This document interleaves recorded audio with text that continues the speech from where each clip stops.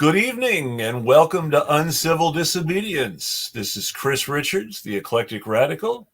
With me, as always, is my partner in crime, Kennedy Cooper. How are you tonight, Kennedy?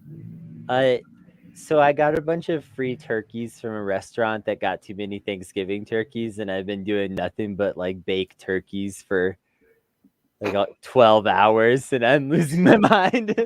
But I'm good. You have to add in a little bit of variety now and then and deep fry a turkey. If I was set up to do that, I would. But I mean, they're big. I don't have anything. That's true. I can't. I can't. That's a good do point. that on I the don't fly. either. But I can only dream of being able to deep fry a turkey.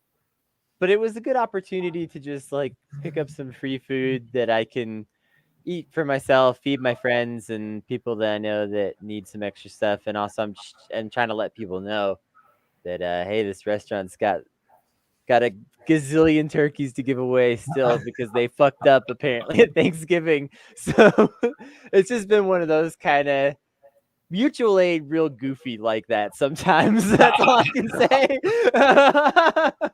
I know what you mean.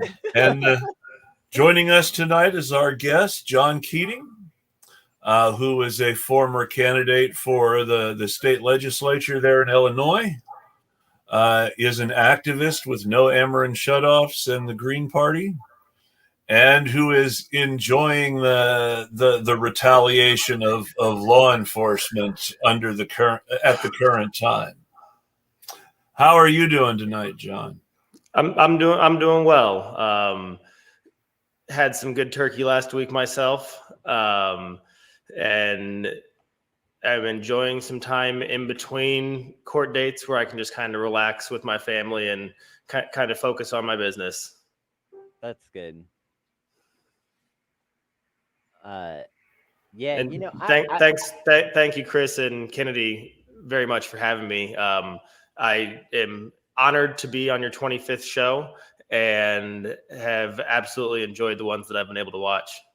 Oh, well, we're so glad to have you. And anyone involved with No Amarin Shutoffs gets an automatic green light, pretty much. I don't know. I imagine there might be some knucklehead who uses that hashtag out there, possibly. But for the most part, that's been a really like good and fairly successful and really grassroots organizing effort that is very inspiring and is the kind of thing that I like to point people towards when they ask, what can I do, to make a difference in my community?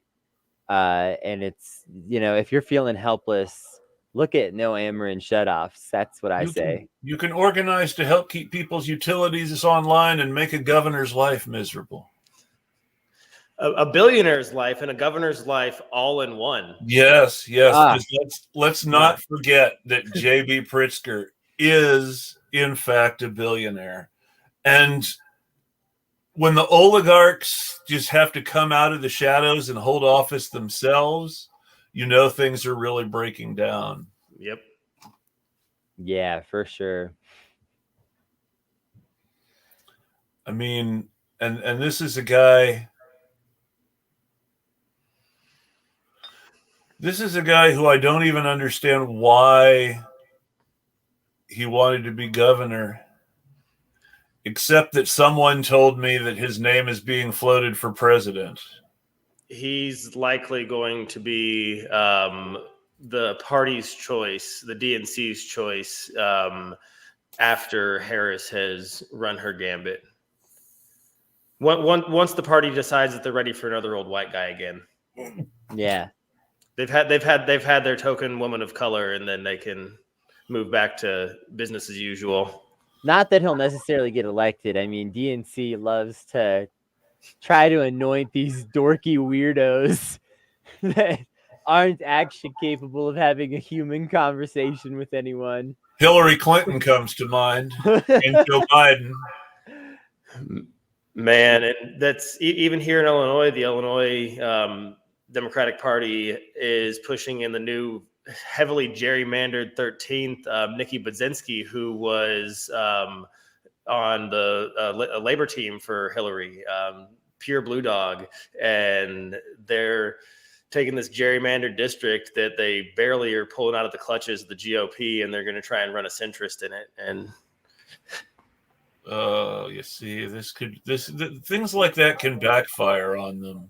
I mean, I'd almost rather see a Republican in the seat than that we know actually how they're going to act than somebody who's going to capitulate back and forth. And I think that they are saying that their margin of victory is supposed to be calculated about 4.5%. My last election, I got 4.2. So, well, you got to start somewhere. Yep. What a mess. Yeah, no, the redistricting in Texas is interesting.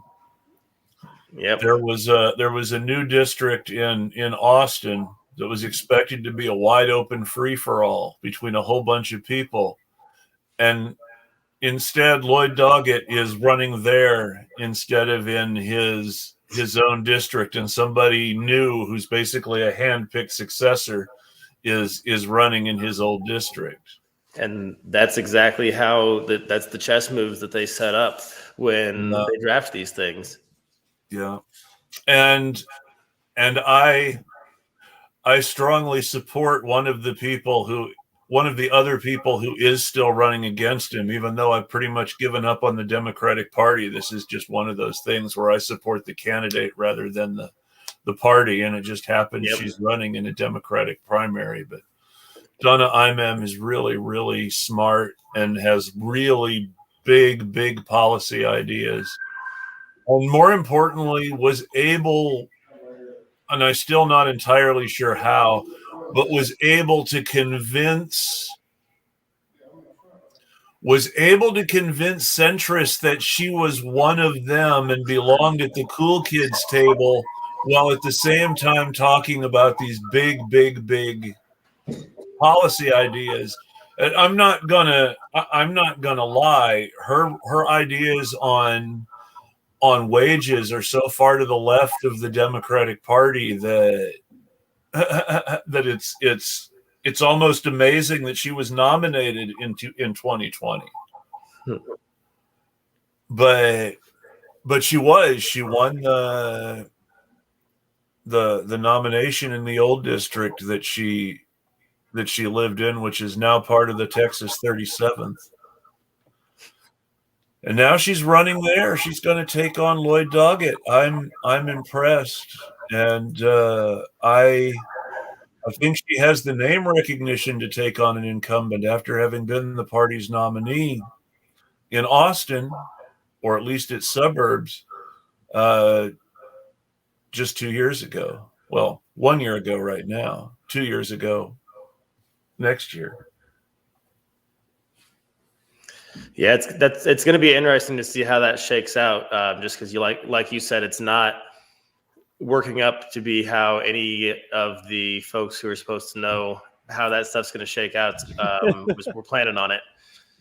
No. Well, I mean, like you said, they play those games, and that's one of the reasons the Democratic Party is the Democratic Party. That's one of the reasons that the Green Party isn't on the ballot anymore in Texas, because the Democrats managed to successfully sue them off. Yep. In 2020.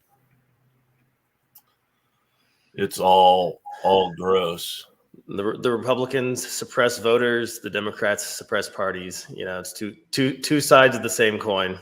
Well, and the Republicans would suppress parties if they really needed to. They don't really. Yep. Well, they've taken more of a stance of folding in fringe groups and co-opting them. And I'm not saying that those fringe groups always even get what they want necessarily. Like the Tea Party would be a great example of those people didn't really get any of their demands met by the party in the long run. Let's remember in the short term, they certainly got picked up as a branding. The Tea Party was not a fringe group. The Tea Party was astroturfing by the donors. Yep. I mean, I still believe that, and they say that the astroturfing was exaggerated and that there was more grassroots involvement in the Tea Party than people originally thought. But my thinking is that's just what happens. You start astroturfing and pretty much people start showing up where you're astroturfing. Well, it's a little of both and neither. There's a really oh gosh, I don't have to think of the name of the podcast. There's a really good podcast episode about this, but like there really was this legitimate grassroots thing called the Tea Party for a minute. It existed for a minute, did a couple of actions, and it was actually a thing. And then the conservative machine just latched onto it and completely morphed it into this AstroTurf thing basically overnight. And so the Tea Party actually has this really interesting history with in that regard. And that's why I say that, they didn't get what they want, because there are these weirdo, disgruntled Tea Partiers out there who are like, I was in the original Tea Party and we were going to turn taxes to $0 for everyone. They got a lot closer to what they wanted with Trump.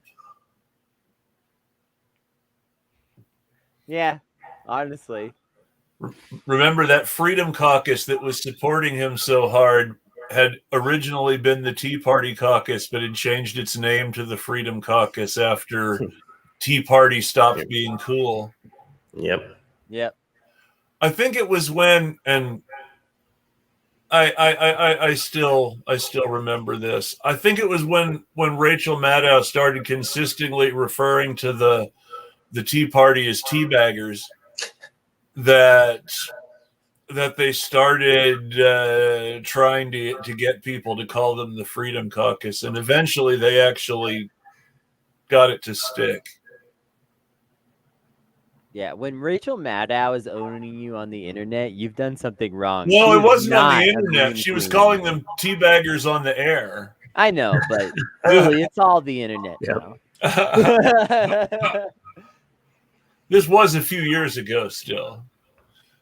And hey, as I said last week, you can think of it as all the internet if you want, and yes, you can tell that they're still doing a lot more Zoom conferences than they did before COVID.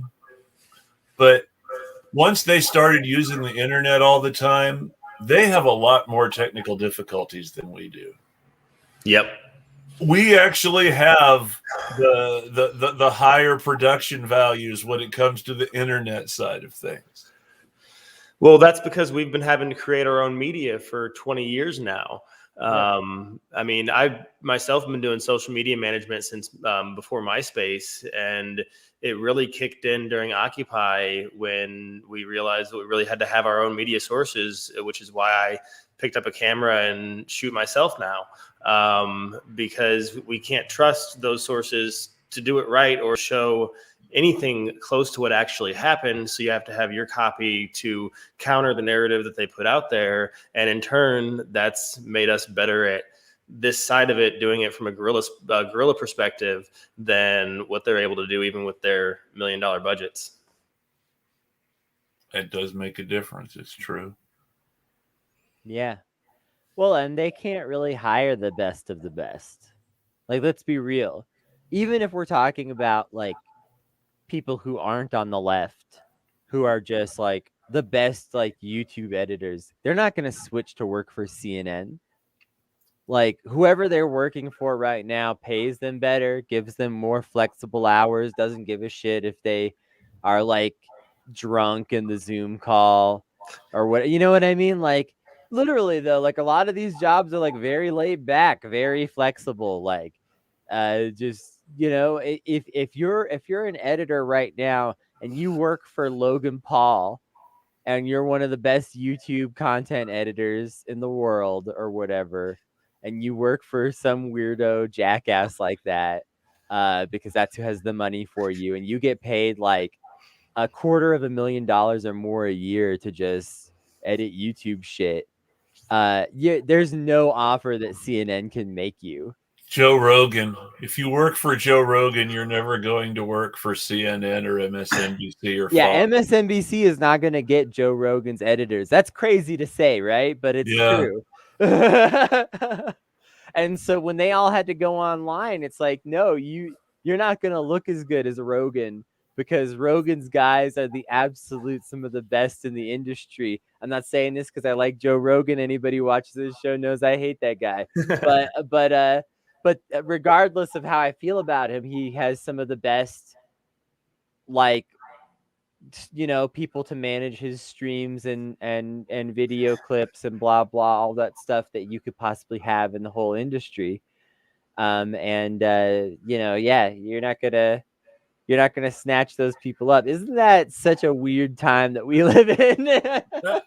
Joe Rogan's production values are so high that you almost forget he's Joe Rogan. And then he talks. He's like, yeah, I've been snorting elk meat with my dick out. And you're like, oh, yeah, I remember now.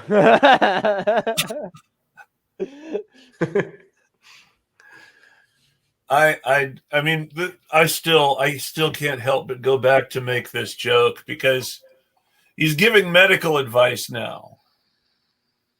Or he's been giving medical advice since his friends started getting COVID.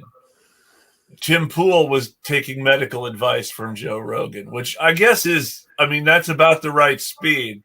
If you're Tim Pool, then Joe Rogan looks really smart. Yeah. So I guess that's where you go for medical expertise if you're Tim Pool. But what I don't not a get, doctor. Well, what my fellow guy didn't pick up. What I don't get is how he takes two medicines that work, plus the antibody treatment, which works reasonably well, plus ivermectin, which no one knows whether it really works or not because there hasn't been a proper study. And so 4 medicines, 3 of which actually work according to research and what's been done with patients, 2 of which were the ones that cured Trump. So Joe Rogan says, the ivermectin helped me. It's like, dude,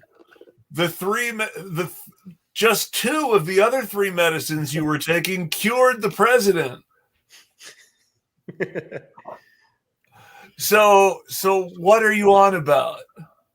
Well, I'm on to talk about some of the things that I've been going through over the last, it's been more concentrated in the last few months, but over the last year or so, in the retaliation and aggressiveness that I've seen towards myself from law enforcement, not just local, but the state police are actually the ones leading the charge right now. And as far as we can tell, entirely in response to the advocacy and outspoken nature I've taken over the last 2 years.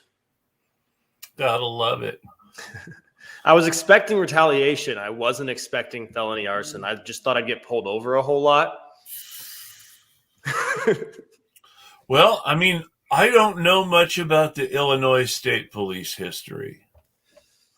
I know that the New Jersey State Police were founded by an actual neo-Nazi. An actual, not original American Nazi who idolized Hitler and who modeled the uniforms after the guards who ran the death camps in Namibia before and during World War I for the Germans. So the New Jersey State Police have also why are fascists such freaks for the most obscure shit? Yeah. Because I sometimes I'm like, there's some leftists that I think are a little too corny with some of their like memorabilia or whatever, but none of us ever come close to a fascist who will be like, ah, yes, this is the uniform they wore marching into the Battle of Splabsgrav in 19 whenever, and you're just like, what? So I mean, I burned a flag on the anniversary of the House Divided speech where it was given at. That's awesome. That's pretty awesome. Oh, cool. Okay. But but there was actually a huge genocide in Namibia when the Germans ran it. Mm-hmm. And not as well talked about. Obscure or not, it applied very strongly in the United States, where the police are primarily there to control black people. Yep. No joke.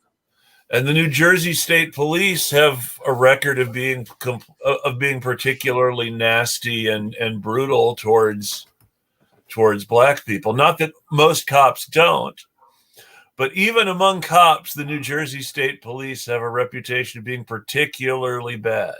Mm-hmm.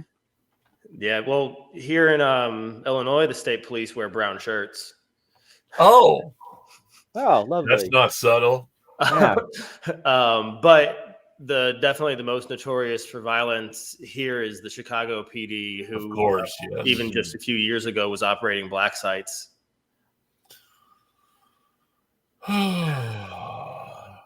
Sites. And it's insane to speak those words like things that actually are happening in our lifetimes and currently in places all across the United States. Well, I mean,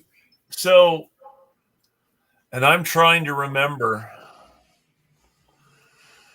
I know there were provisions for local law enforcement, but I don't remember what they were. Some of that goes all the way back to the Patriot Act, doesn't it? Mm-hmm. Yep. Chicago's been operating them for far longer than 20 years. Oh, well, yeah. Well, let's not get started on quoting Sean Connery or anything like that. No, it's really insidious, and it's deeply rooted in a lot of these institutions. It's not a new thing, and in fact, like, it didn't surprise me when you said that it's the state police that are kind of leading the charge here, because if anything, state police are even more sort of bored, useless, and just there to be like the dogs of the state in a lot of ways than your local PD. Not to give much credit to your local PD, but if you're trying really hard to imagine one of those good apples in the police force, they're more likely to be in your local PD than your state police force by an order of magnitude. Yep. Like, if you've actually met one of those like relatively nice police officers that like changes people's tires and shit, they're probably like a city cop, not a state cop. Almost every time. Those state cops, you don't hear stories like that about them ever. No, I was pulled over on the side of the road about 5 years ago with a flat tire, 10:30 at night, in the middle of January, and a state cop pulled up and told me to get in his truck, and then started asking me if I was trafficking narcotics. That wasn't very nice. And then put me back in my car to wait for a tow truck by myself. Am I being detained, officer? Or am I free to go? I couldn't go anywhere. Yeah. That's why I put it the way I put it. Yeah. You're free to go wherever you can. If I'd have had anything on me, I'd have just started walking. So yeah. So tell us about your run-ins with the state police specifically, and why and how they're retaliating. Well, I ran for the 96th district for the Illinois House of Representatives last fall. I ran as a Green Party candidate, and I ran heavily on a criminal justice reform platform. The only major piece of that Illinois hasn't passed in the last 6 months is ending cash bail. So we have done we've achieved magnitudes in Illinois as far as police accountability. All law enforcement officers are required to wear body cameras. There are penalties for turning them off or tampering with them, or even it not working in the time that it's supposed to be working. They have put in place, we are now going to be able to file complaints and get officers disaccredited, so they can't just hop from one small town to another. Right here by Springfield, we have Taylorville, Illinois, and their police chief, Chief Wheeler, was an officer up in Northern Illinois, and in 2008, he shot and killed a man through the window of a moving car. His case has been used in studies as to how not to act as in those situations. Now he's police chief somewhere else, and now he's a chief. And now he's a chief in a small town. And thankfully, through the legislation that's been passed and the massive reform bill we achieved here, that's something that's not going to be able to happen going forward. I gained the ire of a lot of the fans of these organizations when I highlighted and condemned a stand that was selling Confederate flags here in Springfield, Illinois, which Lincoln is problematic. We know that, but it's still the birthplace of Lincoln, the man who defeated the Confederates. And I don't play that shit. The day after confronting him, confronting this stand and going live on Facebook, the owner showed up while I was advocating against utility shutoffs to save people from getting their power turned off and water turned off in a pandemic, and hopped out of his van, clutching a Confederate flag in his stump, and came up and proceeded to headbutt me on camera. He's facing felony assault charges for that are still being drawn out well over a year later. Convenient how there's no sense of expediency for that case, right? No, none whatsoever. His next court date, actually, I believe, is in about 2 weeks, but I fully anticipate that it's going to be continued until well into the new year. A right to a swift trial. Yep, if you want one. And through the course of this and the advocacy I've done for other causes, we've had run-ins with, we highlighted and got removed thin blue line flags that were on squad cars in Springfield. And it was predicated by the fact that one of the officers actually put a thin blue line on their vehicle. Okay. And so we threatened suit, and it became a large topic here locally. And a lot of the officers, they didn't actually change they removed the cross, obviously, to prevent being sued. But a lot of the officers removed the thin blue line flags from their cars too, just to kind of not get the heat that was being brought down on them. But while that was going on, the head of Back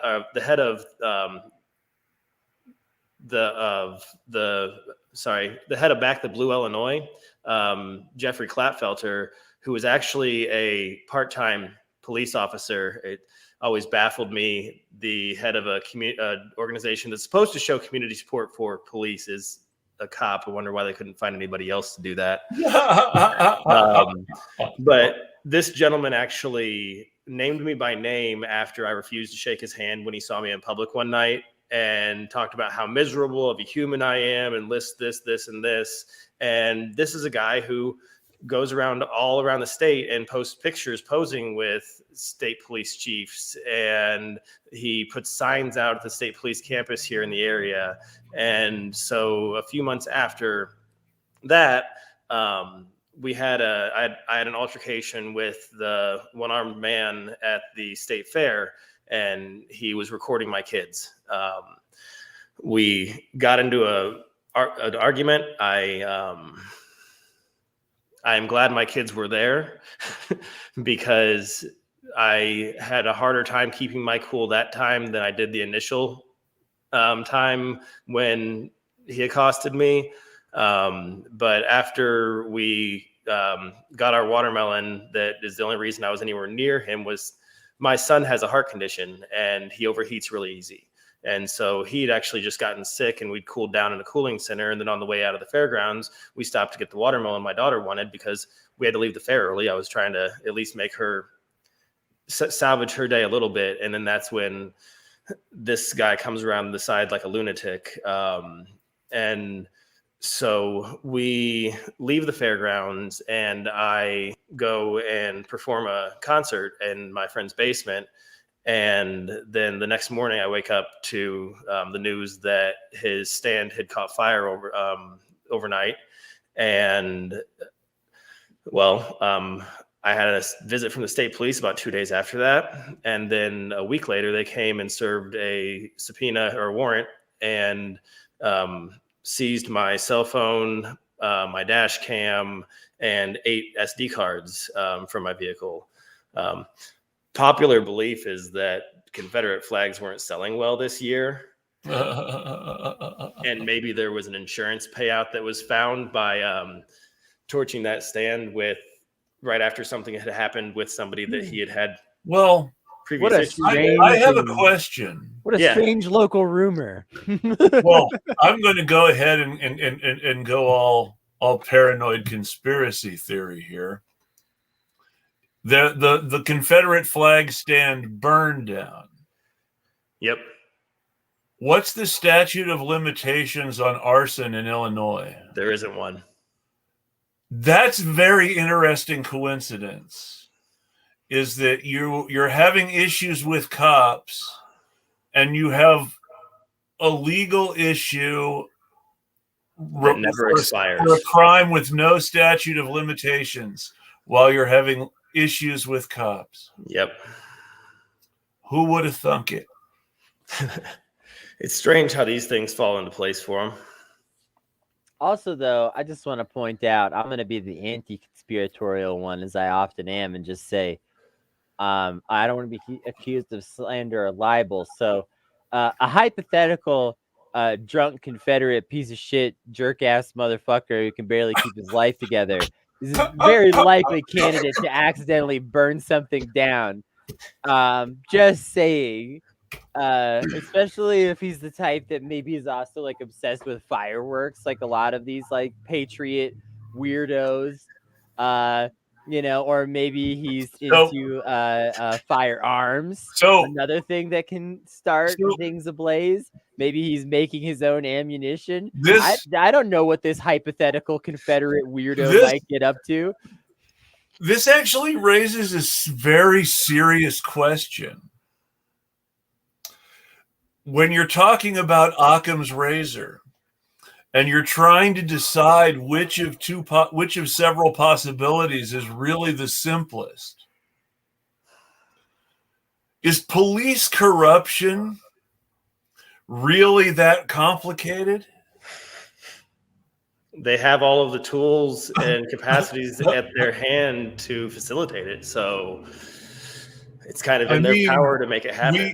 I'm not saying that one or the other is deeply more likely. All I'm saying is they're both stupid. Sure. In terms of they are both low intelligence and likely scenarios. So to be fair, and I know this because I read the article, and then I listened to Lawrence O'Donnell explain it again, because the one thing Lawrence O'Donnell is good on is he hates cops. But I hate it when that happens. Bueller. But no,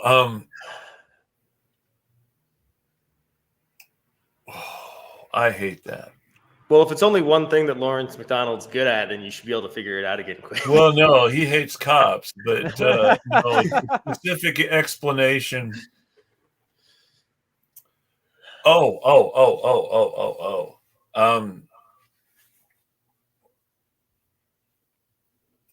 Basically, the most likely, actually, now that I think about it, Occam's razor speaking, is that the cops burned it down by accident. And I say this because of not too long ago, the LAPD blew up a neighborhood in South Los Angeles by accident because they were just completely that stupid. Yeah. And what came out immediately after that? Oh, some of the officers were just planning to not take responsibility for it initially and try to Exactly. come up with some kind of cover story. It just blew up. Yep. All on its own. Now, I hate to accuse people of not being original, but the gun just went off. Kind of follows the same line of thinking of, well, it just blew up and the vehicle couldn't contain the blast. Yep. It's now, and the reason I raised this possibility is because with a few exceptions aside of specific circumstances, you have to pull the trigger for the gun to go off. unless you're Alec Baldwin. Well, Alec Baldwin does appear to have special gifts.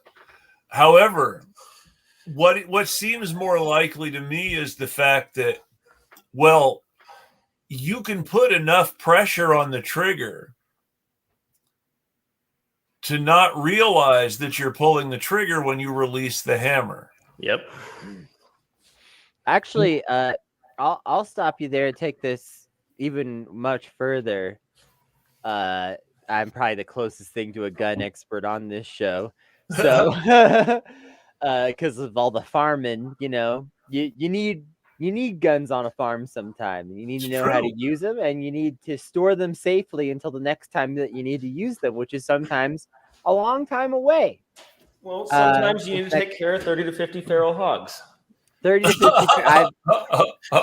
I've never been there, but I have had, predators in the night hunting my ducks when I was duck farming in North Carolina, and so I know a thing or two about gun safety. And let me tell you something: you don't have to pull the trigger of a gun for it to go off. If a gun is in your hand and loaded, then it is your responsibility, safety on or off. It is your responsibility to treat it as if it is extraordinarily deadly and cannot possibly be pointed at another human being.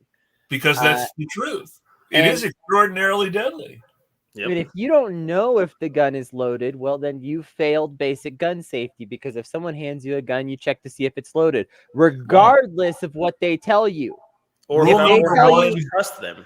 If they tell you this gun is not loaded, you say cool and you check it. That's basic. I'm telling you something that the NRA would tell you if you went to one of their workshops. I am not telling you something that is remotely controversial in the world of gun safety. This is not a leftist talking point. This is just very basic stuff. I don't think I've ever had a firearm handed to me where I didn't immediately clear the chamber. Immediately. That's the first thing you do. You clear the chamber. You check it. You pop the mag. I was taught to shoot by guys who were earning a little extra money while they were off duty from the military, teaching people to shoot. Mm-hmm. And the first rule was you treat every gun like it's loaded. And the second rule is unless you actually mean to shoot at something, you always keep it pointed down range, which in the lack of an actual range means away from everyone and down. Yeah. But not just down and away from everyone. Yeah. Yes. Down and away from everyone. So listen, if you go on the YouTube, you can find videos of gun people showing off, especially older types of firearms, such as let's say a replica style Old West revolver, which is an older type of firearm. You just hit the back of that hammer hard enough, the gun goes off. You cock the hammer a little bit and then release it, the gun can go off depending on the design. There are a lot of ways that guns can go off. The danger of guns is that they are so simple. You can make a gun out of a couple of pieces of a pipe and a shotgun shell and just slam it together and it'll go off.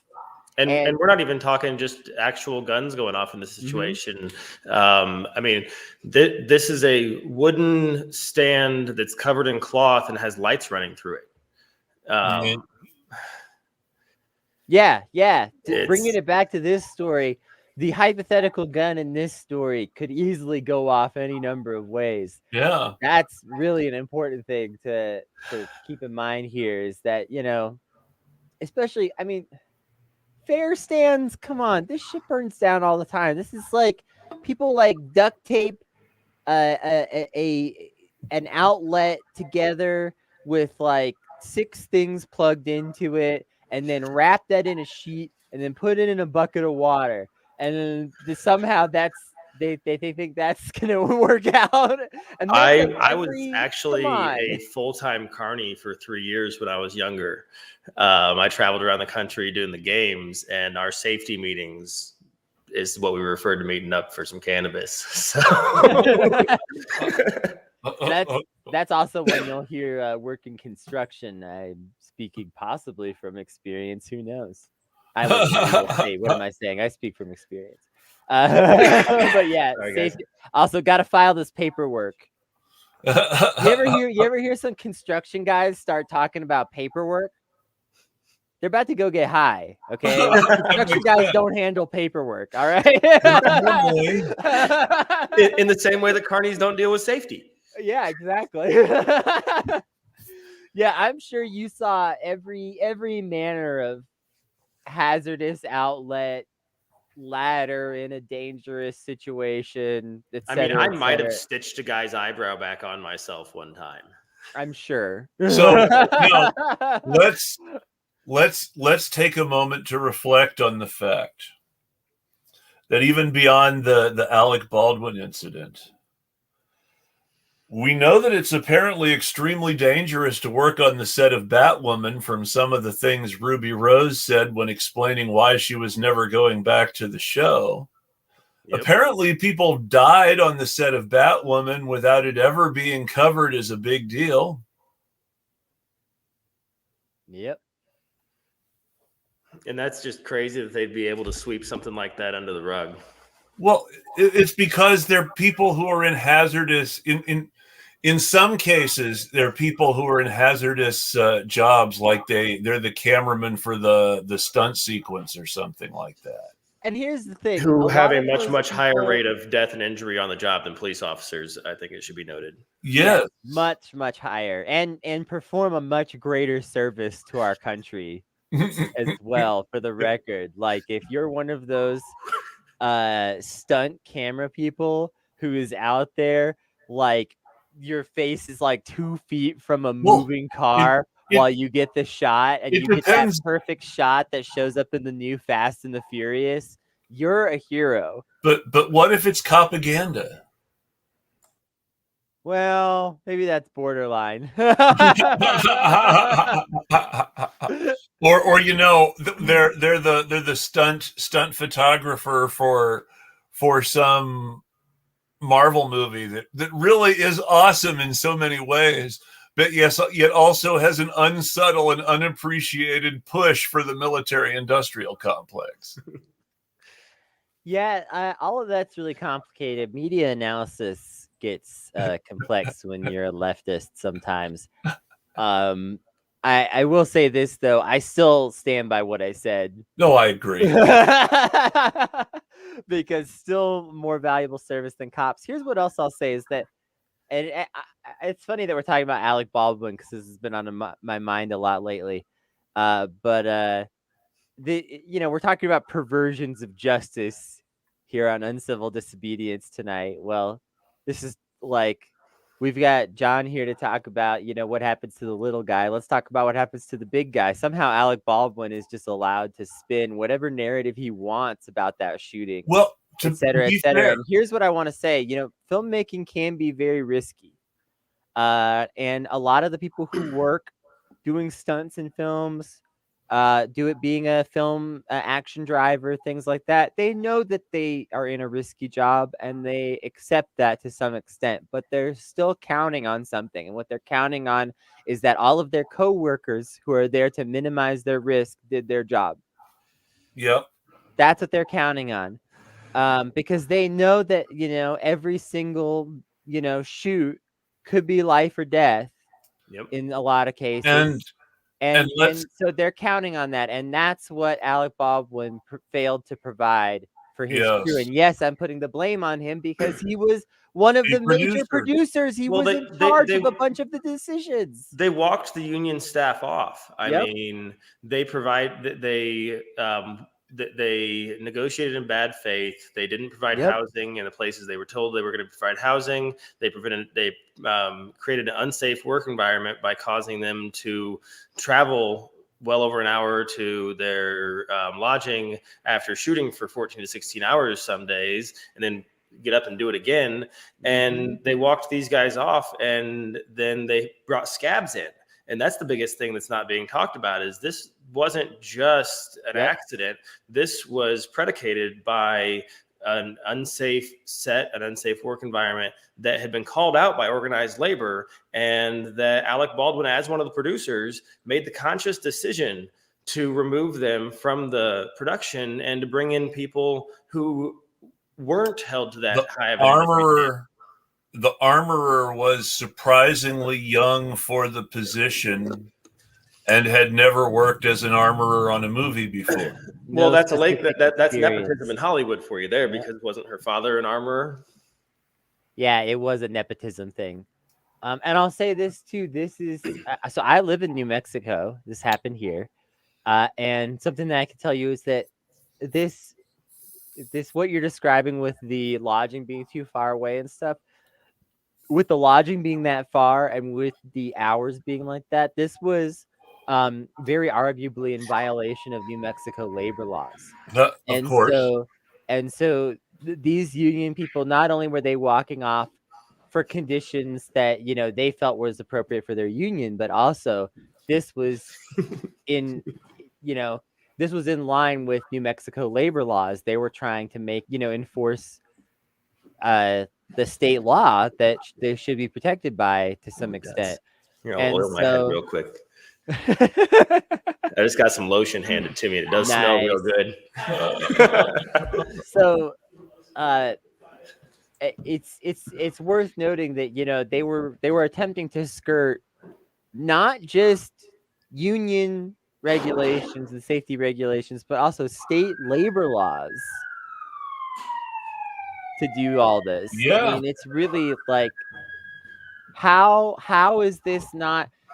You would think if the system was even remotely resembling fair or even just sensible, that the state would look at the situation and go, hey, we're kind of a small and, not the biggest budget state. This guy's super rich.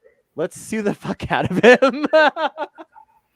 So Alec Baldwin's worth like around $100 million. Y'all might not know this, but he's very wealthy. I know. Really think that the state, if it was just, but if they were just sensible, would think, it'd be almost impossible not to be able to prove civil liability in this case. Right. Exactly. No, but he's someone who has relationships, and those relationships protect him. And of course he has money, and that money also protects him. Yep. And I mean, and that's the difference between the guy who's not particularly worried about a speedy trial, and in your situation, he's got the relationship with the cops. Yep. Mm-hmm. Now, we did go back to the fair, the last day of the fair, just me and the kids again. And I was a carny. I did the games. I told my daughter she was going to get a prize this big if she'd got anything at all. She still wanted us to play this game. And then she got upset when she got a prize this big because it also had a hole in it. Oh, of course. Oh, yeah. And so I was like, all right, well, it's about time to eat. Let's go find some food. And she was just pouting. It was like, I'm not hungry. I don't want anything. And we're at the fair, kid. There's something here that you want. And like 10 minutes of this later, while we're standing in line to get my cheesesteak, she goes, ooh, can we get watermelon? oh, and her face just lit up and then it dropped. Said, oh no, we can't. The bad man's there. The mean, scary guy's there. And I said, no, baby, the mean, scary guy's gone. And the way that her face lit up, if it was a cop or whoever, I mean, I'd eventually like to shake whoever's hand. Because, and if it, I don't know. Like I said, I don't know. I have no idea what happened with it, but it's something. A Confederate flag stand's gone, and a guy that terrorized children and runs around doing things like this. I mean, I imagine there's a lot of people who are probably going to want to put some money on his books. Probably right. Yeah, but of course the cops chose the suspect they like, or in this case, they don't like.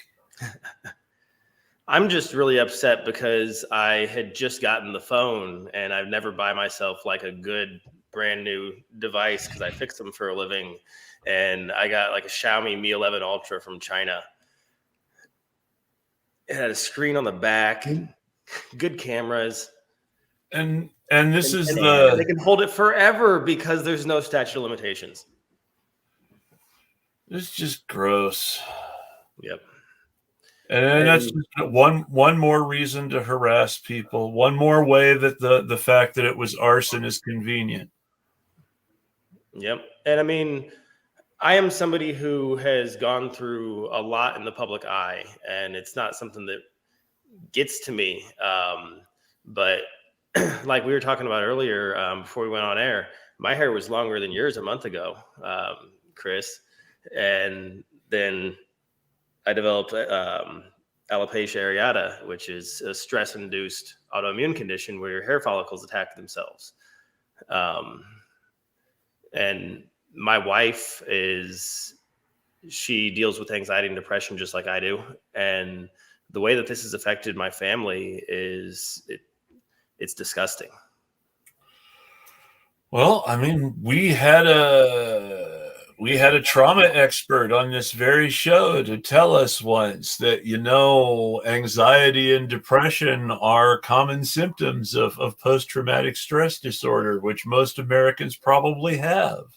This guy showed up, this one-armed neo-Confederate showed up outside of my first court hearing in his white panel van with a banner on the side that said arson is a hate crime. Oh my gosh.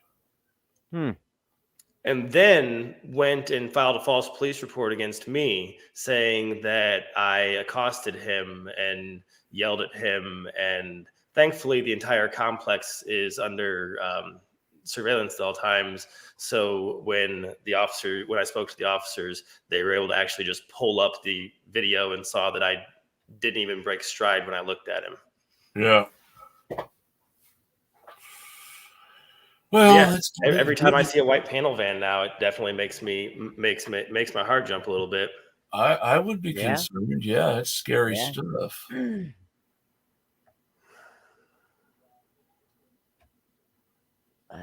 this is why we should be glad we have nice, safe jobs, not working with Alec Baldwin. Right. Yeah. And I will say the one good thing I know about Alec Baldwin now before I completely trash him. The one good thing I know about Alec Baldwin is that they were going to make the sequel to Hunt for Red October. And they decided to make Patriot Games the next movie in the series. And John McTiernan, who is the director of Patriot Games, is from Ireland, and he didn't want to see a movie that made the British look like good guys. He didn't want to work on a movie that made the British look like good guys and the IRA look like bad guys. So he refused to do it. And Alec Baldwin also refused to do the movie out of solidarity with John McTiernan. And that's why Harrison Ford took over the role of Jack Ryan, who Alec Baldwin played in The Hunt for Red October. Huh. I didn't know that. That's the only good thing I can say about Alec Baldwin that I know for certain. I say my family is a couple generations removed, but North Irish. And actually, I'm not sure how familiar you are with the modern history of the IRA, but one of the recent leaders of the IRA was Dan Keating. That's better than Charles Keating. Very much so. Although being John Keating, I normally just get the Robin Williams flick. Oh, yeah. That makes sense. My captain.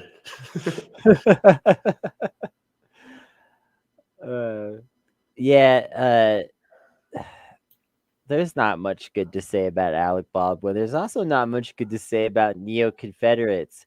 Nope. I think it's really interesting because people always try to portray like, oh, well, you can't say all of these people. All of these neo-Confederates, anyone with a Confederate flag is a bad person. Let me just break in for a moment. Y'all never prove yourself. Let me just break in for a moment here, because this is something that I feel should be addressed. It's something that should be addressed every time it comes up. We're talking about a Confederate flag in Illinois. We're talking about a guy who had the stand selling Confederate flags in Illinois. In Springfield, Illinois. Yeah, no. This is where Lincoln gave the speech, and they moved the Capitol here. And it was that was only one of the 3 elections he ever won. Yep. But the third was for president. But the second and the third were for president, so that matters. Yeah. No, so 4 elections that he won. So he won 1 election to Congress.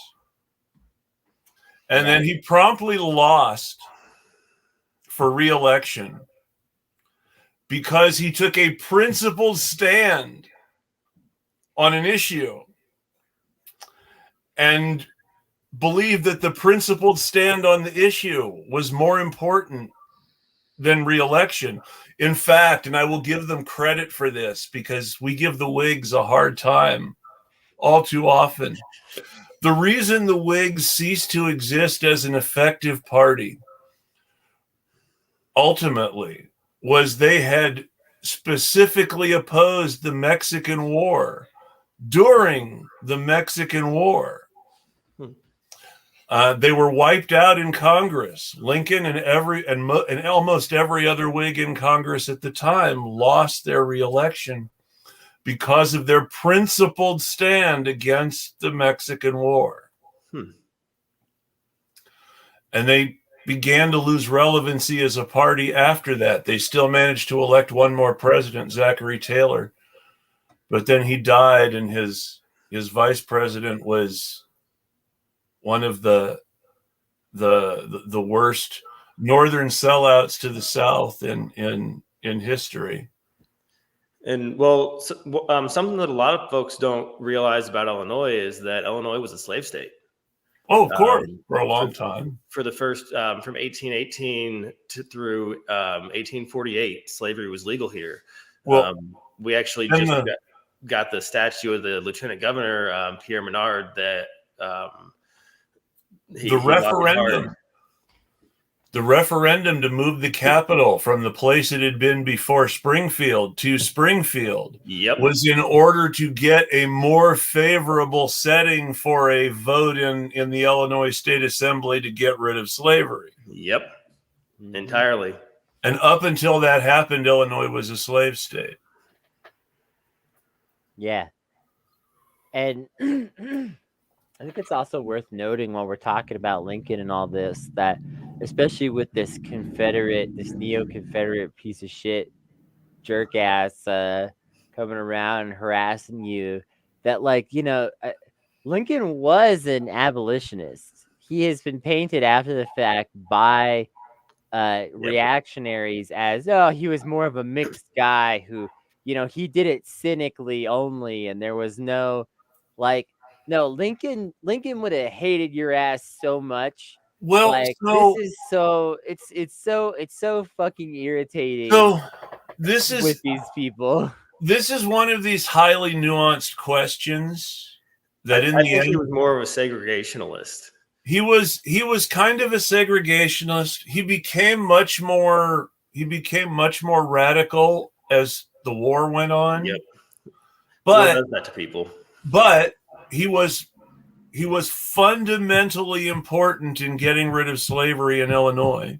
Yep. So you can't make that disappear or go away. And that was more abolitionist credit than some of the other Republicans had at that point when he became president. So I can see why people were a little scared.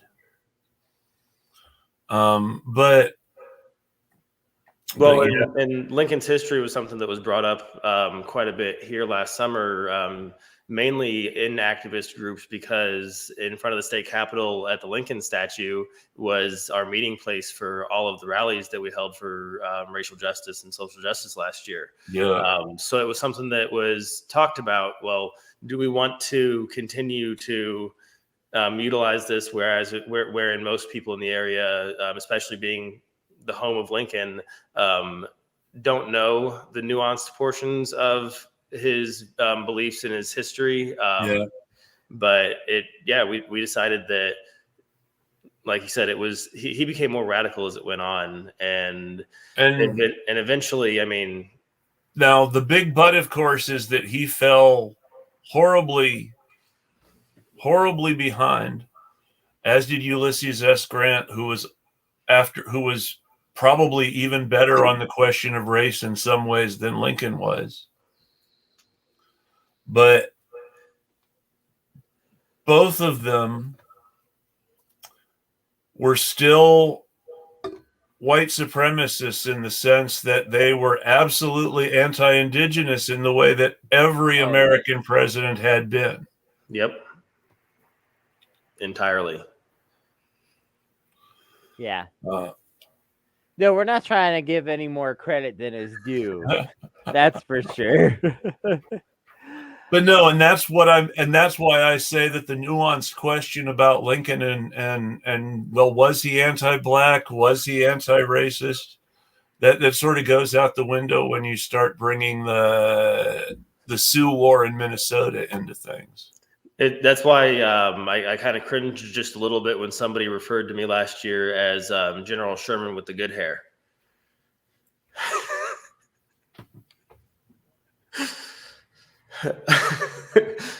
Yeah, no, there's no question that Lincoln was not anything resembling an anti-racist, which is kind of ironic since he abolished slavery, or at least had a heavy hand in it. But no, he was not really an anti-racist, but he had a certain amount of moral principle to what he believed. He certainly, like I said, he would hate these neo-Confederates so much, even wandering around his old stomping ground. even Sherman was true to his principles in the last moment when the Republican Party tried to get him to run for president. And he said very flatly, no. If you nominate me, I will not run. And if you elect me, I will not serve. Yep. And, how many people can turn down an offer of what was almost a guaranteed win for the White House at that time? Probably was a guaranteed win for Sherman. I mean, that would have been like Eisenhower. Yep.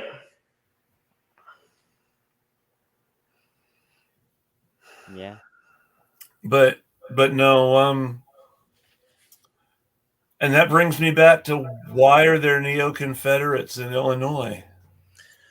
Because they see how they treat, they see what the world's becoming and the melting pot that it has transformed into, even more so over the last 50 years. And they know how, even subconsciously, they know how they treat minorities, and they don't want to be treated that way. And it's almost attacking to them like a core portion of their being, especially it's a lot of poor poor conservatives, and to say that somebody else, that for them to acknowledge that their position isn't entirely not only unique, but that they're not the worst off, that they're not the most oppressed, that they still have benefits to being Caucasian that they might not even consciously realize. It attacks a core portion of their belief. They hold themselves up by their bootstraps. And let's not forget that because of the sort of weird way of looking at things in this country, there are quote unquote poor conservatives who aren't all that poor by urban standards. Yep. Well, I work in a lot of rural communities, and the farmers identify themselves as poor conservatives, and they're people that have the ability to stroke a $10,000 check. And I don't know anybody that's poor that can do that. And that's the best thing. That's one of the best things that I can talk about is people who own land that in many cases literally makes them millionaires because the value of their land is millions of dollars. And that's an asset and they own it. Therefore, their net worth is millions of dollars. And despite that, they think of themselves as working class. Yep. They feel entitled to a lot of things because of their perceived working class status. And in most cases, they hire other people to do all the real work. Yeah, the people in this country we call farmers for the most part can't hardly tell a cow from a tomato plant. No, I wouldn't say that's necessarily accurate. Well, I would. And maybe when you get into the corporate side of it, but not the actual folks you find out in the sticks. I even a lot of those folks, a lot of them, they drive their truck around. They put stuff in the truck. They take stuff out of the truck. Well, they work the factory. They work the factory 2 towns over. They don't farm. Yeah, no, but if they have a farm, if they do actually have a farm, then it's the laborers that are there handling the plants, handling the animals. They're the ones who understand what the soil is like. They're the ones who know what's coming in the weather. But they're not called the farmers. And let's talk. And I've been one of those laborers, so I know what I'm talking about. and we can talk about the South, where all the people doing the farm labor in Mississippi are black, but they are tenant farmers, and all the landowners are absentee. Yep. You have the situation in Wyoming in the late 19th century, where you had these huge cattle ranches that were all owned by absentee ranchers who lived in New York or Chicago. One guy lived in San Francisco and had never been to Wyoming. But they were run by these managers who spent all their time on the ranch. And that's what the farmers are like in a lot of in certain parts of the South. The landowners who think of themselves as farmers are landlords, and the actual farmers are tenant farmers who are genuinely poor. Yeah.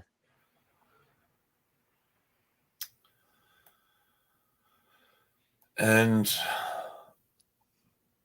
that's contrasted with the guy who thinks of himself as poor but has a couple of $1 million worth of land and no mortgage.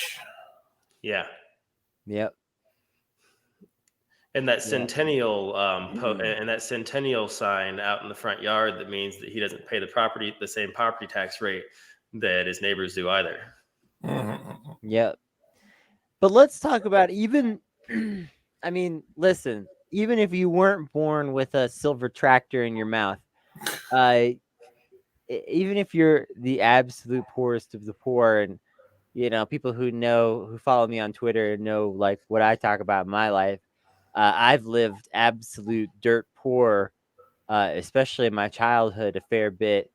We lived in a house for a while that didn't have running water in it and things like that. So like, I've seen the absolute dregs of American poverty. But that said, I think what people forget a lot is that white privilege is more so a lack of harm than it is like a check in your bank Yeah. account. It is not often like when conservatives get upset about white privilege, it's because they're wondering, well, where's my why don't I own a house? Why don't Yeah. I have these things? If my white privilege is real, why do I live in this tiny apartment? Why do I have this crummy job? All of these things, and it's again, it is more it's the so lack of the same obstacles that people who don't look like them. Well, I can say that my white privilege did not stop me from being evicted, but it did help me get a new apartment before I had to move out of the place I had been evicted from. The time in my life that happened. Yeah, exactly. Like it's my white privilege didn't prevent me from having to pursue crime, especially in my early 20s, to try to survive, but it did prevent me from having the kinds of interactions with law enforcement that would have made me more likely to go to jail while I was doing that. Or get killed, since we're talking about cops. Exactly. Yeah. I have a fleeing and eluding from when I was younger, and that was just the time they caught me. There were a number of instances from my youth where if I didn't look like and speak like I do, that I know that I would have had a much different outcome in my interactions with law enforcement, because I wasn't kind in them because I knew that they weren't going to treat me the same way. Yeah. Yeah. That makes sense. And of course, other people have a completely different experience. And yeah, I have white friends that have gotten their ass beaten by the cops every other week for, and who have had that target on their back because they're from a poor white trash family. And it definitely comes both sides of it. Yeah. Well, the police are biased in whom they choose to go to target and whom they choose to quote unquote protect and serve. Yep. And our country is built on that bias. Well, and even and even the ways it empowers the people who are used to being protected and served by this system. After the one-armed Confederate bandit headbutted me, he hopped in his van and then he drove down to the police station to file a report against me. Mm-hmm. The picture actually from the update where they issued a warrant for him, where he took a selfie with the Springfield police sign, is something that he had texted me while he was standing there. So just the way that it empowers, and we saw it in the Rittenhouse case, he knew he wasn't going to get in trouble because he knew that he was in the protected class. And that is the same mentality that we saw with this jackass low-level piece of shit here in Springfield, is something that we saw play out in Kenosha. Well, they took Dylan Roof out for hamburgers. Yep. This kid in Michigan, I mean, he killed 3 people and then surrendered without incident with 7 bullets left in his gun. And you're not ever going to hear anything about. And I'm not saying real that they should kill motives him. or real reasons. Like, and I'm not saying they should have they should have executed Roof or kid in Michigan. No, of course because not. That's not the role of law enforcement. But I'm just saying they shouldn't execute other people either. Well, but that's the whole problem, is that it is the role of law enforcement to execute specific people. Yep. It is the role of law enforcement to commit enough violence to keep everybody scared. Yep. And conversely, to keep the right people feeling safe, because yes, the reason there are people who so aggressively say every time the police shoot somebody that they had to have it coming is because those same people genuinely feel safer when the police kill people. Yep. Well, and to a large extent, they genuinely are safer. There's always going to be exceptions. But if you are a straight white, Christian conservative, realistically, the cops are there to serve you. Yes. And It's true. and they're going to do their best to do that, especially if you have money. Oh my God. And that's the Oh thing. my God. Now, really, If you oh, have that's the real money, ticket. if you have money, you are precisely who the police are meant to serve. Unless there is some reason you fall outside that approved group. Yeah, well, again, that's why I started with things like white, because Yeah. even if you're rich, sometimes the cops, they've developed vendettas against rich black folks and seek to harass them and stuff because they know that they can get away with it, even though this person is wealthy and powerful and has some amount of influence. It is worth noting that the degree of violations of civil rights tends to get less severe as the targets become more important. Nobody shot Henry Louis Gates. They just gave him a hard time. Well, oftentimes you see affluence come with that importance, and that affluence leads to folks knowing what their rights are too. Yes. And police assuming that they know that these people know how they're allowed to be treated, and they assume with people who don't have means that they don't know how they're not allowed to be treated. Oh. Also, they're less likely to shoot people of means, even if they, in present a threat. Professor Gates' situation, gave them a hard time and were explicitly racist in their conduct, but didn't beat him up or kill him. Or in the case of the player from the Milwaukee Bucks who was beaten up by the cops but not shot. Yep. Whereas plenty of people have been shot in Milwaukee by the cops. And it's and these these differences, while they show that class matters, it also shows that race matters too, because they're not doing the same things to white people in the same class brackets. Yep. It's strange. Having been off Facebook, I'm not as worried about dancing around the word white people anymore. I'm just. It is what it is. And that's what aggravates me the most about have the platform that I have on Facebook is it's important to be unapologetic in your verbiage and to be explicit. And if you can't actively call out bigotry and hate explicitly, then they're just letting it foster. Exactly. It's like I'm not sure if you saw the video that was a few months or back in February of KFC worker yelling homophobic slurs at the folks in the vehicle. Where was it? Oh, Facebook took the video down.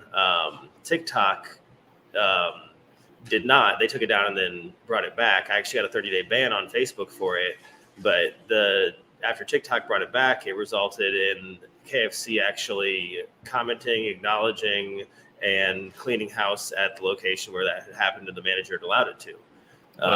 So that's an example of when a social media site silences advocacy and silences bigotry being called out, it prevents repercussions from taking place. It's true. It's true. And that's and they're always going to try to silence the people who threaten the bottom line. And that's why I am here on your show and not sitting somewhere hiding, because with the way that they're coming after me, it's just showing that it hurts. And that's why we're here on our show. Yeah, and we can't stop when we're making progress, even if it's painful for ourselves. Well, and the best thing that you can do, in my opinion, or at least one of, I mean, there's a lot of important things to do when you're facing a situation like that, to be clear. But one of the best things that you can do is shine a light on it. Yep. You know, when you're visible, that makes it a lot harder for them to rig the game against you. Because people do, although people can get manipulated and get a lot of things twisted pretty easily, as we saw with like people foolishly defending Kyle Rittenhouse who shouldn't have, and things like that. People still, at the end of the day, most folks kind of do try to have like a sense of justice, a sense of fairness, a sense of these things.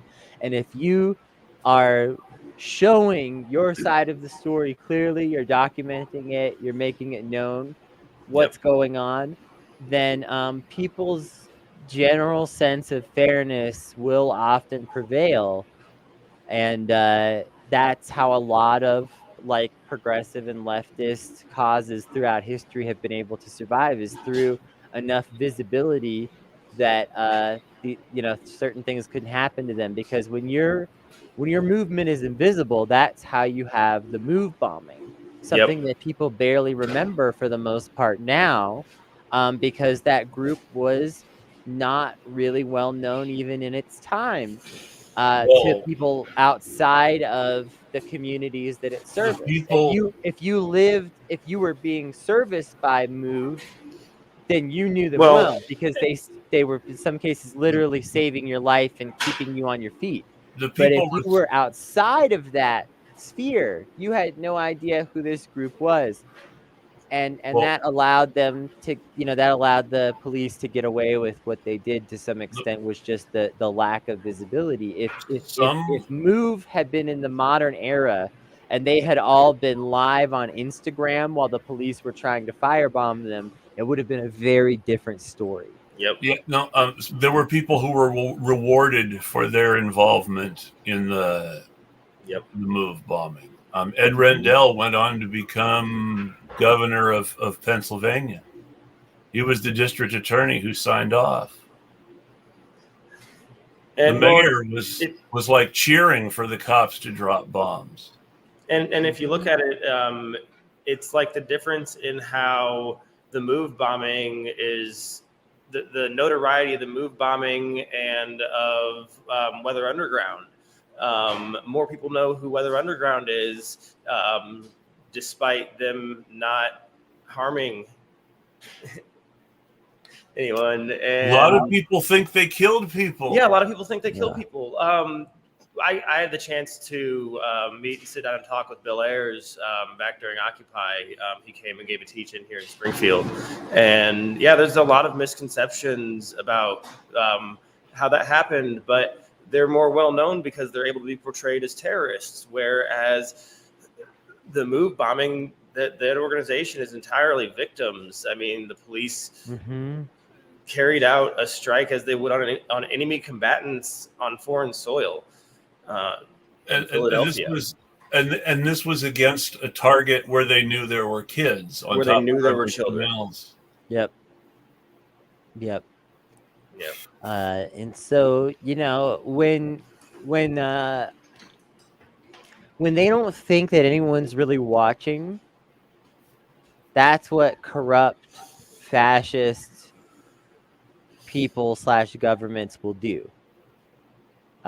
So, it's important that we shine a light on stuff like this so that people know that this is going on. Because it makes all of us safer when we actually do talk about this, and when we build up, progressive and leftist media connections that can all share these kinds of stories and things like that. And that's one of the This reasons is one of the real powers that we have.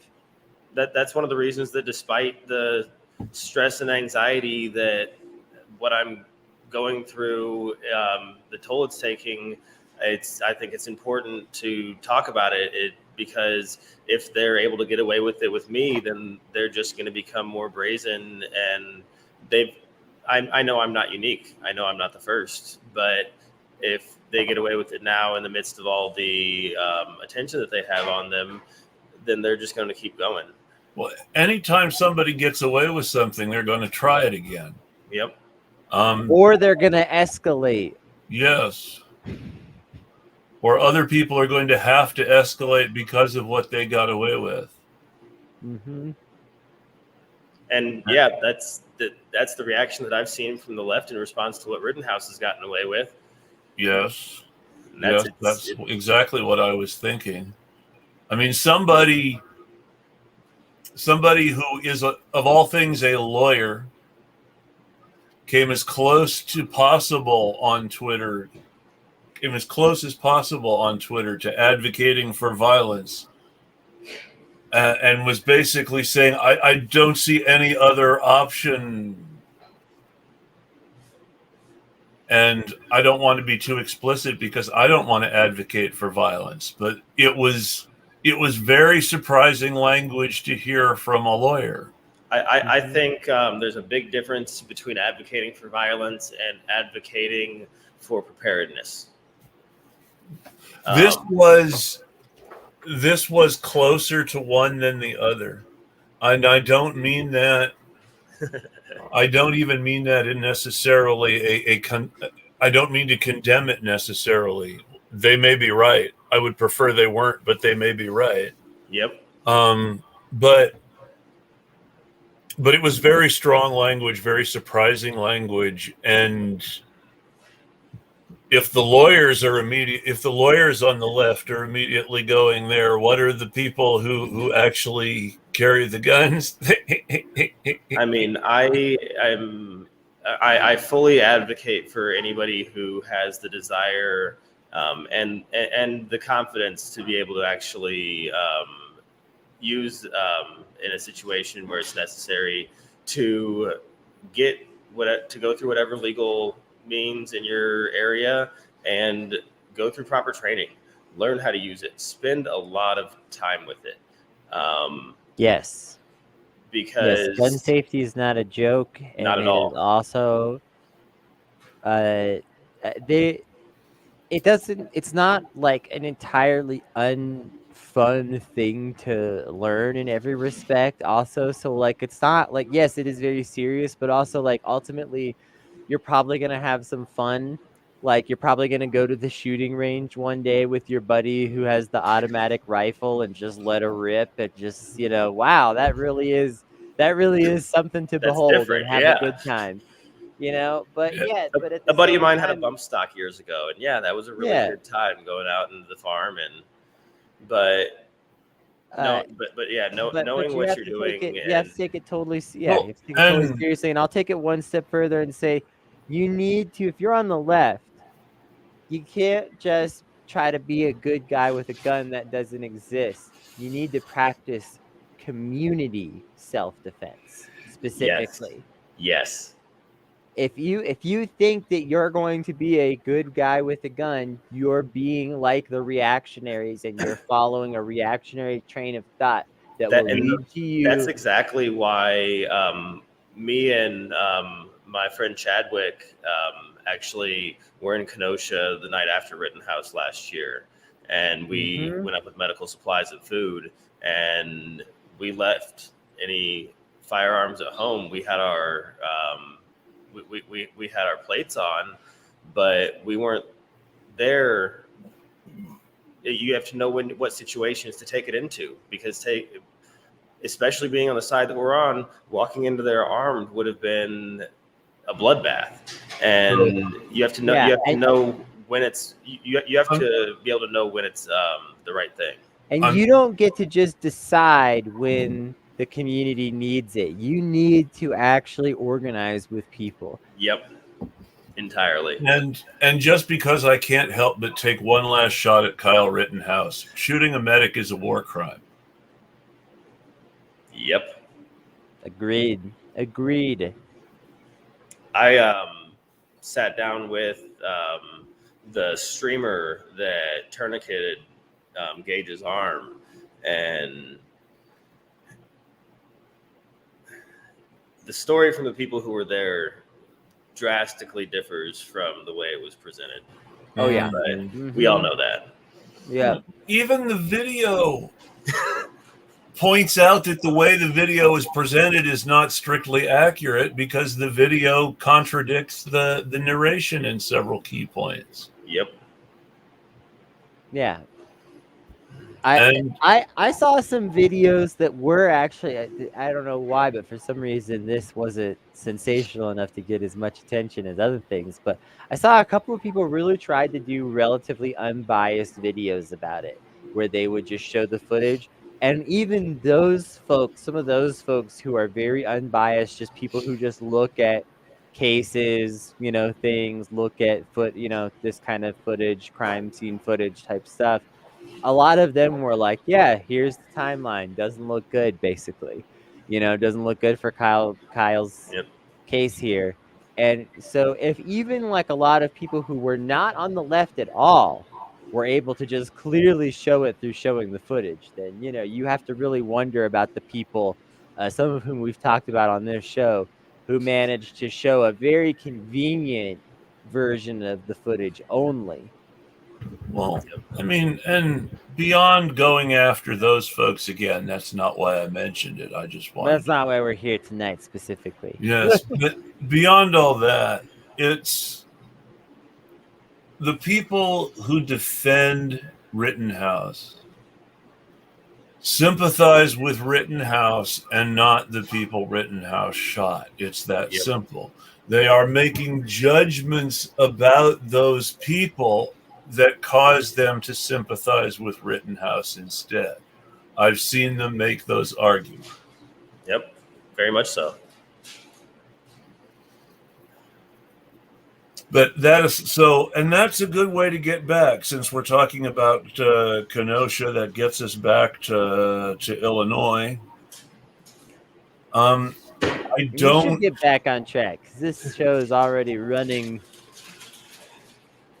a decent, healthy length. I would say, how long do you guys normally run? We're getting close to where I've been thinking about wrapping up, so no worries there. We generally tend to run from 90 minutes to 3 hours, depending on how it goes, and we've been trying to keep it closer to between 90 minutes and 2 hours lately. Yeah, as we're getting back on topic and pivoting from Kyle Rittenhouse,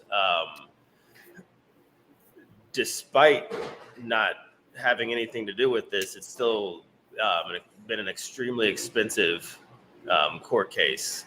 Thankfully, well, we all know there's two justice systems, one for people with money and one for people without. Thankfully, I've had a lot of really kind people who've stepped up and contributed to my defense. But if anybody who's watching this would like to, we're still about $5,000 away from what it's going to take. And now that we've seen the discovery, we're confident that it's going to get dismissed pre-trial, but we're still about $5,000 from what we're going to need for pre-trial costs. Oh, yeah. So, yeah, it adds up quickly. I would definitely encourage people who can to be generous there. And there's a pinned post on my page. If you see under my handle here on Twitter, there's a pinned post on there that has my GoFundMe. It's also got my Cash App if you want to avoid the GoFundMe fees and say to Necessary Evil Organization. Yeah, agreed. Yeah, I just want to say, folks, as someone who has had to deal with the ins and outs of dealing with a court case recently, the costs can add up quick.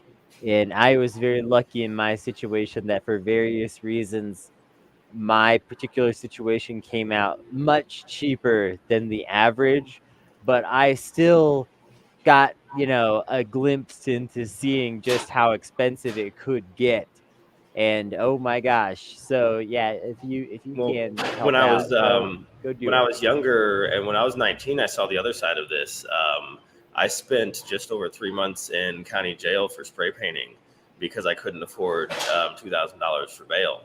Oh my god. And subsequently, to get out of jail, at the advice of my public defender, I pled guilty to 2 felony criminal damage to property charges. And so I am not able to exercise my Second Amendment rights, which is why I advocate so strongly for those who can to do so. But I've seen the way that even somebody who doesn't face the same obstacles as a lot of people in the criminal justice system, I've seen the way it goes when you don't have the ability to pay for it. Yeah. It makes it, and it's designed that way. It's designed to funnel money upwards by making the people who can least afford to pay for it have to pay for it. And it's designed to take people experiencing poverty off of juries. It's designed to take their Second Amendment rights away. It's designed to take away their ability to vote. It's designed to take away their voice, and it's perverse. It's absolutely perverse. And that's a good place to ask if anybody has any final thoughts. I think that's a good final thought for me. Kennedy? Yeah, I'll just reiterate that the legal system is really it's really inhumane. It is a very it is a paradoxically both very dehumanizing and also like sort of quizzically you are supposed to show the very light of who you are in some fashion to this like checkout clerk who will decide whether or not you go to jail. Yeah. Well, it is a very fucked up thing. And so if you have the ability to help people in your life that are dealing with that, or people that you don't know also that are dealing with that, you really should. There's a lot of things that you can do. It starts at the bottom level with helping with people who have been recently arrested, whether they were arrested at a protest or just arrested for other reasons. You can go assist people who have been recently arrested, try to figure out if anyone's advocating for them, help advocate to get them out of holding, do things like that. Sometimes things like that $2,000 bail disappear if there's an annoying person calling every day to ask what your status is. So it starts at that level, and it can go, from there to like working with prisoners who are trying to file their taxes. That is a whole thing that we talked about on this show many, many episodes ago.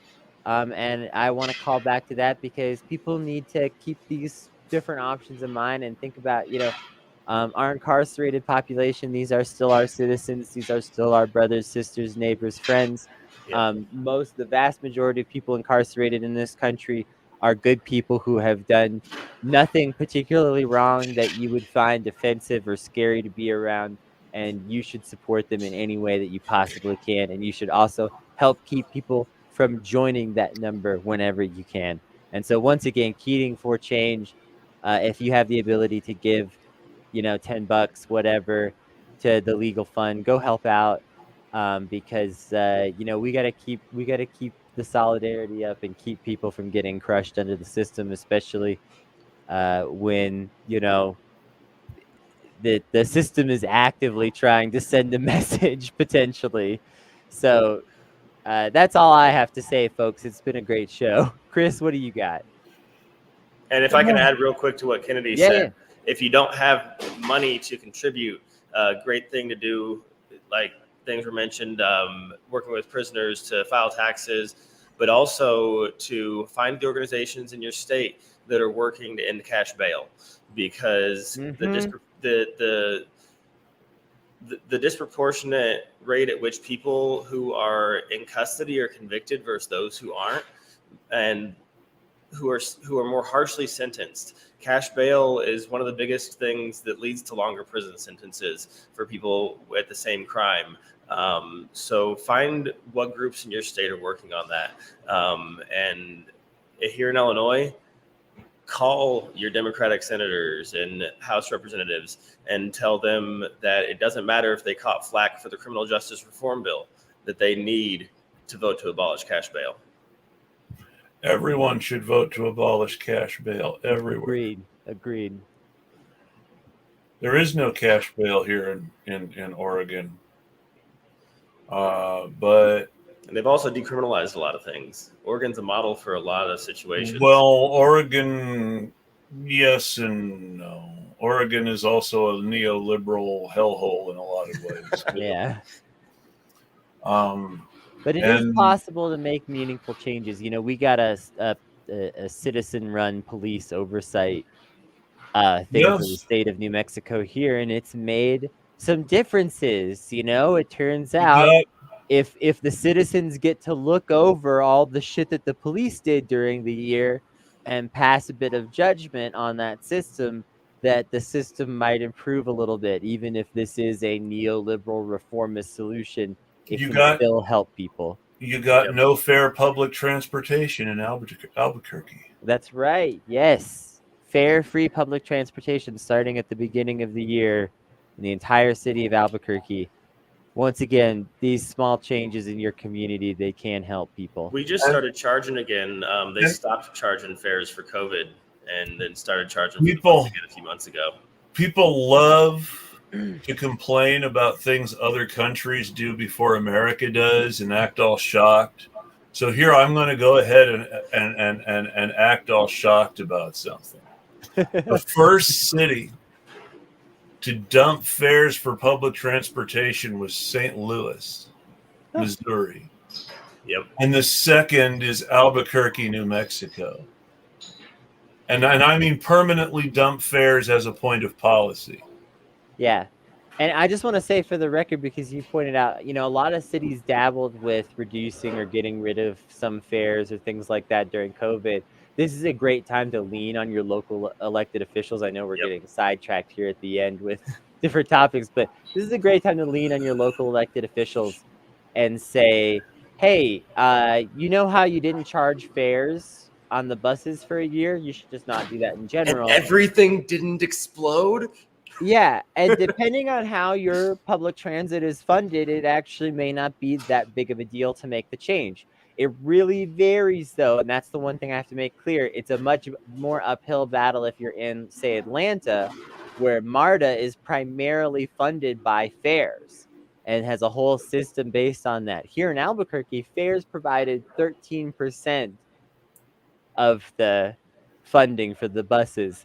That's not as big of a gap to make up. You know? So figure out your situation locally. But if your situation's like mine, find out what percentage here. Thank you. For here that. in Greater Portland, the TriMet Authority is just that, a government authority that charges taxes. Mm-hmm. So if you're levying taxes, why do you need to charge fares? Yep. And also, that's my real final thought for the night. Yeah, there we go. If your government authority, if you actually have a government authority that charges people a tax for the public transportation system, ask them why you're paying a fare.